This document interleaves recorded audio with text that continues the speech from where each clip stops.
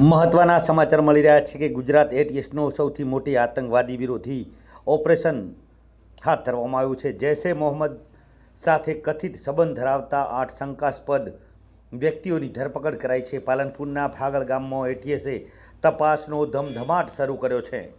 ગુજરાતમાં આતંકવાદી પ્રવૃત્તિઓને રોકવા માટે ગુજરાત એટીએસ દ્વારા એક મોટી કાર્યવાહી હાથ ધરવામાં આવી છે।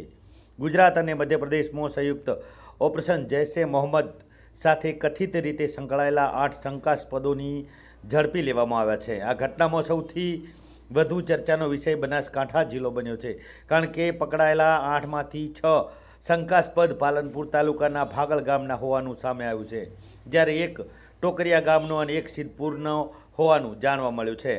ધરપકડ બાદ એટીએસની ટીમ સીધી ભાગળ ગામમાં પહોંચી હતી અને ગામમાં અનેક સ્થળોએ તપાસ હાથ ધરવામાં આવી છે અને ઇબ્રાહીમ મહમ્મદના ઘરે 3 શંકાસ્પદોને લઈ જઈ લાંબા સમય સુધી પૂછપરછ કરવામાં આવી હતી। એટીએસની કાર્યવાહીથી સમગ્ર ગામમાં ભારે ચકચાર અને લોકોમાં એક કૌતૂહલ માહોલ જોવા મળ્યો હતો।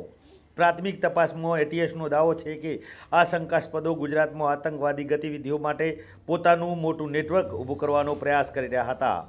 તેઓ કોના સંપર્કમાં હતા, કોની પાસેથી માર્ગદર્શન મળતું હતું, નાણાં ક્યાંથી આવતા હતા અને અન્ય કોણ કોણ લોકો આ કથિત નેટવર્ક સાથે જોડાયેલા હતા, તે દિશામાં હવે એટીએસ દ્વારા તપાસ હાથ ધરવામાં આવી છે। ત્યારે શંકાસ્પદ જે પકડાયેલા છે લોકોના નામ છે ઇબ્રાહીમ ગઘા ભાગળ પાલનપુર, મુદશિર ગાજીવાલા ભાગળ પાલનપુર, અહમદ ગાજીવાલા ભાગળ પાલનપુર, જકરિયા દુરાની ગઘા ભાગળ પાલનપુર, મોહમ્મદ અબ્દુલ સાવદી ભાગળ પાલનપુર, બિલાલ દુરાની ગઘા ભાગળ પાલનપુર ને મુક્તિ ફોજાના દવા ટોકરિયા પાલનપુરનો છે અને મહમ્મદ અમીન શેરાજે સિદ્ધપુરનો છે।